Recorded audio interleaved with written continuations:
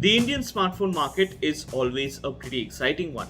And now, in the range of the 20 to 30,000 segment, there are a whole bunch of really exciting smartphones to consider.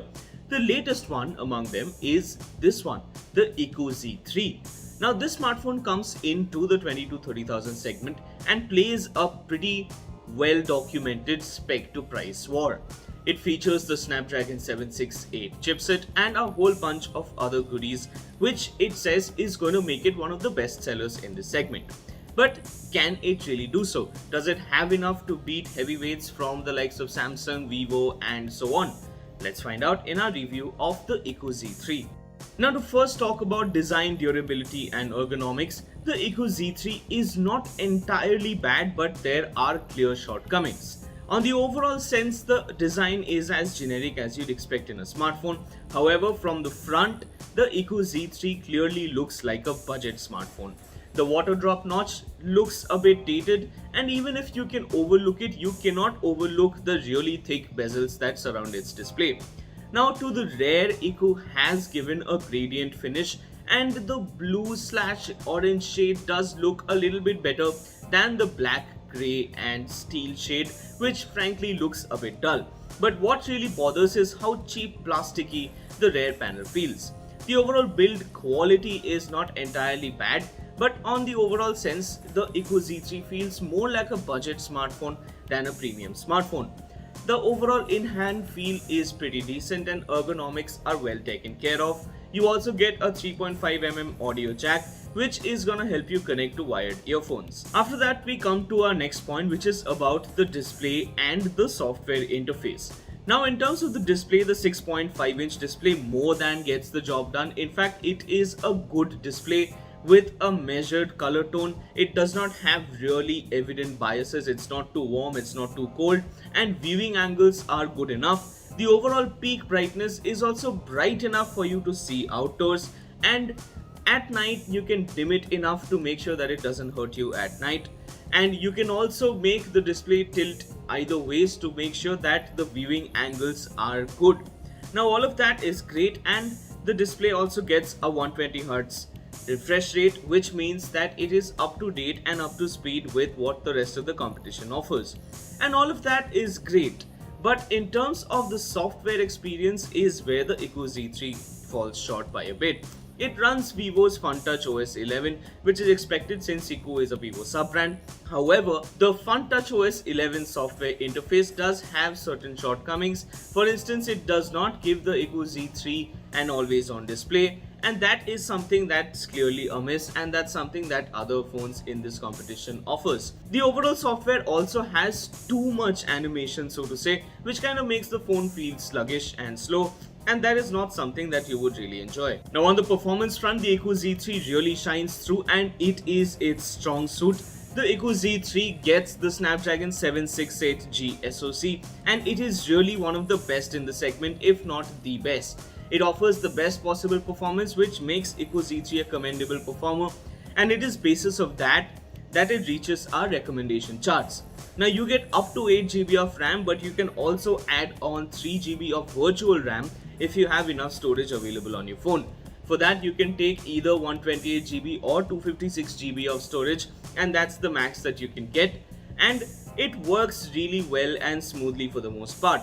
On overall sense, everyday apps load pretty smoothly, multitasking works fine enough, and even games load pretty well. However, there are a few stutters, especially in games when you play them intensively for multiple hours with apps such as mail and browsers open in the background.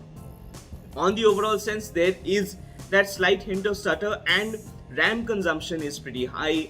The iQoo Z3 always takes up about 4GB of RAM, which raises concern that it might be very easy to top out the performance of this phone. So if your phone gets loaded up in the eventuality, the phone might slow down over time, but at the moment it is one of the best performing phones that you can buy at the 20,000 price point. The one area where the iQoo Z3 actually impressed us is its camera performance. The 64 megapixel primary camera does take a number of decent photographs, especially when it comes to the color tones. It produces pretty decent dynamic range, And on the overall sense, the color balance and the tonal accuracy is well preserved on the iQoo Z3. The overall camera also produces pretty good videos and macro shots, and it is a camera that you would like to use over time.